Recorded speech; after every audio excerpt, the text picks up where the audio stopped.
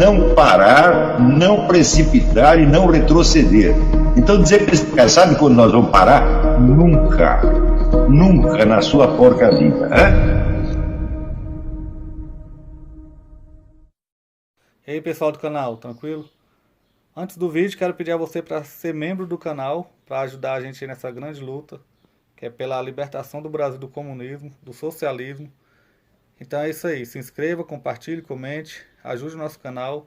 Quem puder ajudar financeiramente, os links estão aí na descrição do vídeo. Quem quiser seguir a gente nas redes sociais, também estão todos aí na descrição. Na comunidade a gente sempre coloca alguns trechos de livros, para quem se interessar, os links dos livros estão lá na comunidade. E todos os livros do professor Olavo de Carvalho praticamente estão lá nos links. Então é isso aí. Vamos fortalecer. Muito obrigado a todos. Fiquem com o vídeo.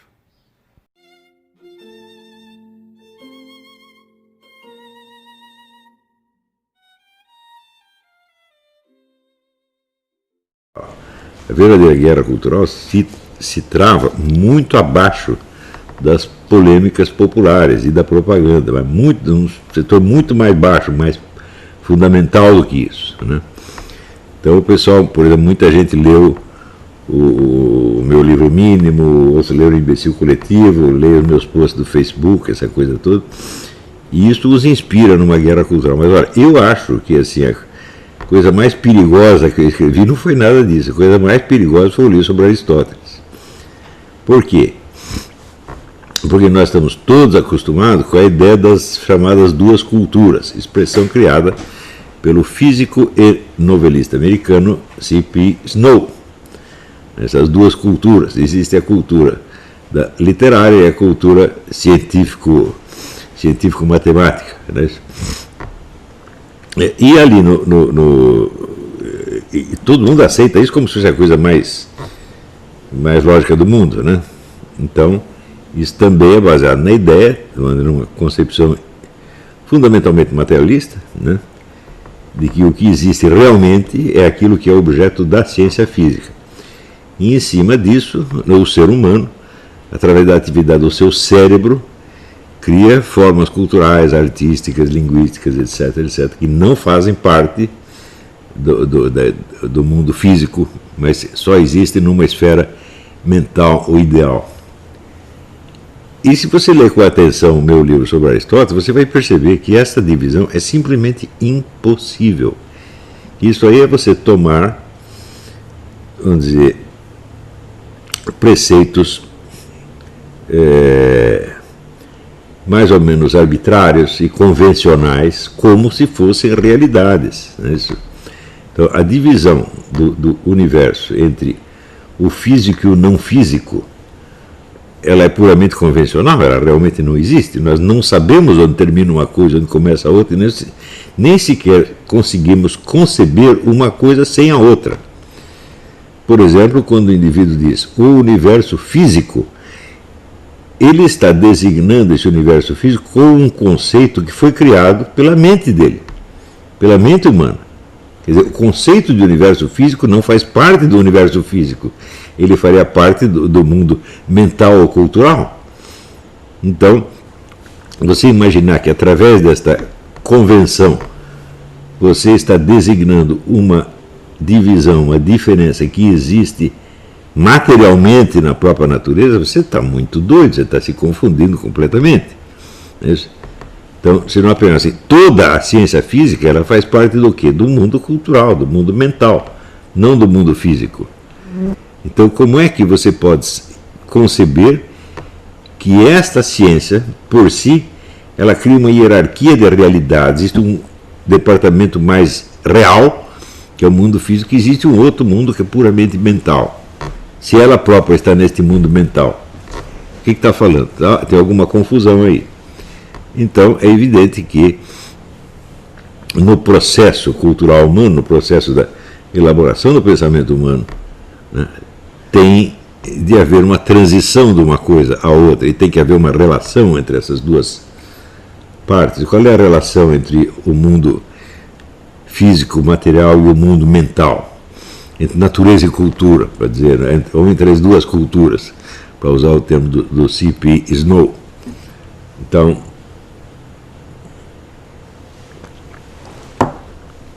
A primeira coisa que eu observei é que jamais na história humana algo chegou ao conhecimento da espécie humana diretamente como conceito científico. Isso nunca acontece. Né? Tudo o que chega ao nosso conhecimento, nós o representamos através de algum signo. Né? E este signo, por sua vez, não faz parte do mundo material, faz parte do mundo mental. Segundo a noção das duas culturas. Né? E ele aparece nunca como um conceito logicamente elaborado, e sim como símbolo. Né? Tudo que uma criança aprende a falar, ela está usando tudo sempre no sentido de uma linguagem poética, não de uma linguagem científica. Só mais tarde, dentro da elaboração dessa linguagem poética, ele distingue outras maneiras de usar a linguagem. Né? Por exemplo, quando ele começa a discutir em torno de preferências. Né? Quando chega na adolescência, todo mundo gosta de discutir. A criança pequena não discute, ela apenas xinga ou grita. Né? Mas quando começa a discutir, você quer convencer o outro, tá certo? Então você já não usa as palavras como as usava quando era criança. E a partir daí surgem discussões mais elaboradas. É na elaboração dessa arte da discussão, né, que vão surgindo conceitos cada vez mais elaborados, até o ponto de você poder dizer que um deles é um conceito científico e não apenas um signo verbal. Isso quer dizer que a elaboração desse conceito científico requer toda uma preparação, toda uma antecedência enormemente complicada e da qual você jamais vai se livrar. Por quê? O sujeito que está praticando ciência física, ele pratica só em certas horas do dia e com certas pessoas. Ele pode ter intercâmbio de ideias físicas com a sua empregada doméstica? Não pode. Com o seu vizinho não pode. Ele só pode ter com outros físicos. Né? Então, tudo que ele está entendendo como realidade do mundo físico é um conjunto de signos e símbolos que forma o vocabulário de um certo grupo humano, que é o grupo a que ele pertence. Não é isso? E a ciência física inteira só existe assim. Ela só existe como vocabulário desse determinado grupo humano. Esse grupo humano, evidentemente, ele tem um certo poder sobre a sociedade humana, não é isso? Porque você tem que passar pelo exame deles para você receber o seu diplominha de universidade e para você poder ter acesso a determinados empregos. Por exemplo, você não pode ser piloto de aviação se você não passou por eles. Você não pode, aliás, acho que nem ser motorista de caminhão, né? Mas isso não quer dizer que o mundo deles exista objetivamente. Isso é muito importante. Né? Nenhum fenômeno tido como científico existe objetivamente. Isso é uma coisa que a pessoa tem que entender. O que é uma ciência? Uma ciência faz um recorte de certos aspectos da realidade que expressam não a estrutura da realidade material, mas a disponibilidade de meios de observação dos quais essa ciência dispõe.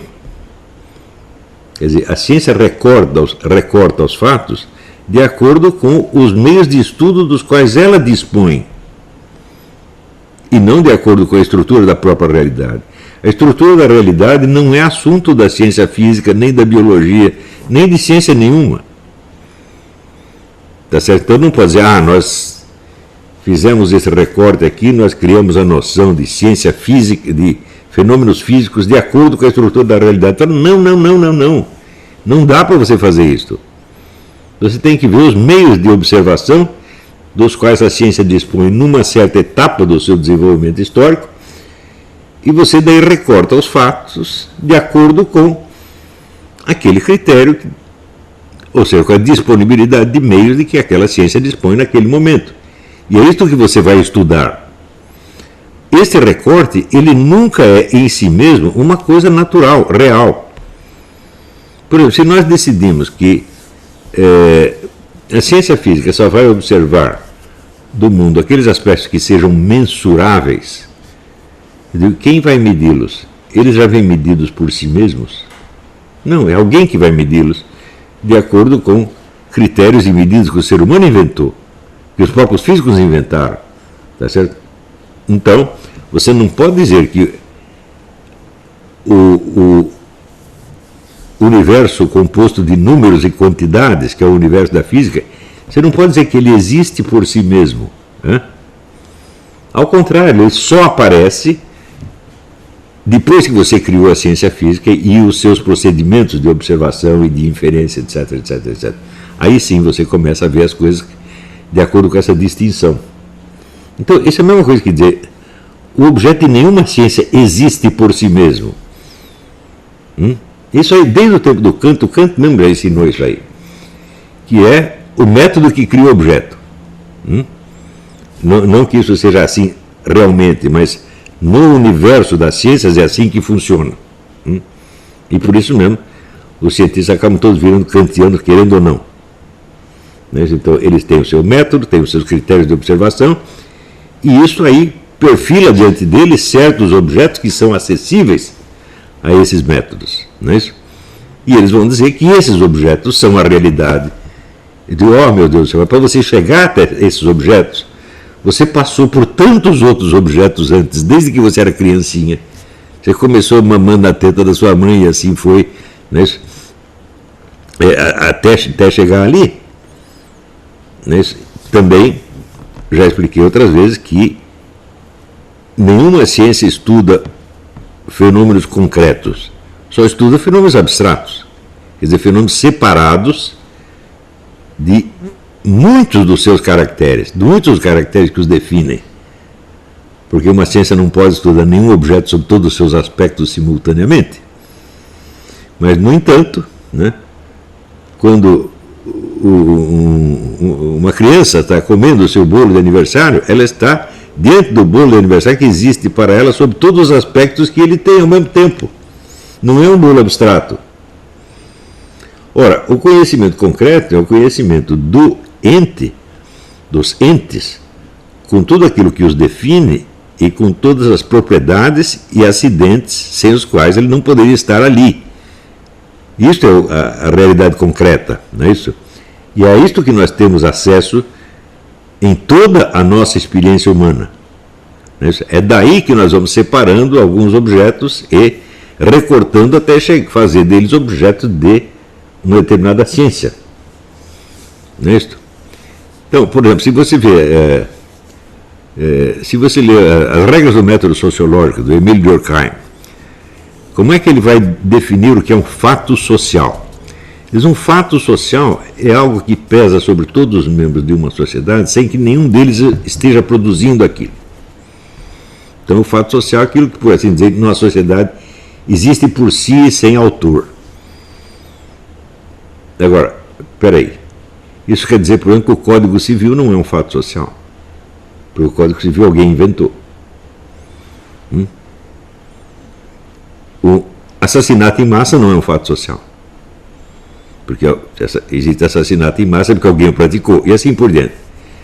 Então você vê como é que uma ciência pode começar fazendo um erro monstruoso. Isso não quer dizer que, com base nesse método errado, ele não fizesse, às vezes, alguns estudos brilhantes, como o estudo dele sobre o suicídio, etc, etc. Quer dizer, o método ser uma porcaria não quer dizer que tudo ali é uma porcaria. Né? Por quê? Porque o cientista, enquanto ele está trabalhando, ele subrepticiamente ele introduz no estudo coisas que não estão do seu método, que estão simplesmente na sua inteligência. Então, quando eu escrevi o Aristóteles em Nova Perspectiva, foi para levantar este problema de como é que as ideias se formam e como é que você chega a transformá-las em conceito científico. Então, claro que essa é uma operação linguística. E a operação linguística se faz através da transmutação da linguagem poética, que é a linguagem do símbolo, em geral, e linguagem retórica, que é a linguagem da vontade, da imposição de vontade. Sem isto você não faz... sem isto não é possível uma ciência. Toda ciência começa com uma decisão de vontade. O que eu quero estudar, que fenômenos que eu quero estudar e quais os que não me interessam. Tá certo? Já Max Weber lembrava que não há meios de um cientista justificar racionalmente essa escolha. Por que ele vai estudar estes fatos e não aqueles? Não é isso? Então, sem passar pela fase retórica do desenvolvimento da linguagem, não há ciência alguma. Não é isso? Em seguida, você tem, vamos dizer, a confrontação das várias hipóteses científicas, a validação das hipóteses científicas. Uma coisa é você escolher, outra coisa é você validá-las. Por exemplo, um sujeito dizer assim, esse assunto que você quer estudar, ele não tem a mais mínima importância científica. Como não tem, isso é fundamental, pronto, começou a briga. Então aí começa a discussão dialética. Quer dizer que é a prova da racionalidade, não da veracidade. Né? Tudo que a dialética produz é mostrar se uma coisa é racional ou não. Não se é real ou não. Para saber se é real, bom, não existe nenhum método para a gente saber se uma coisa é real. Por quê? Saber o que é real, todos nós sabemos, nós só não sabemos dizer. Todos os seres humanos vivem na realidade.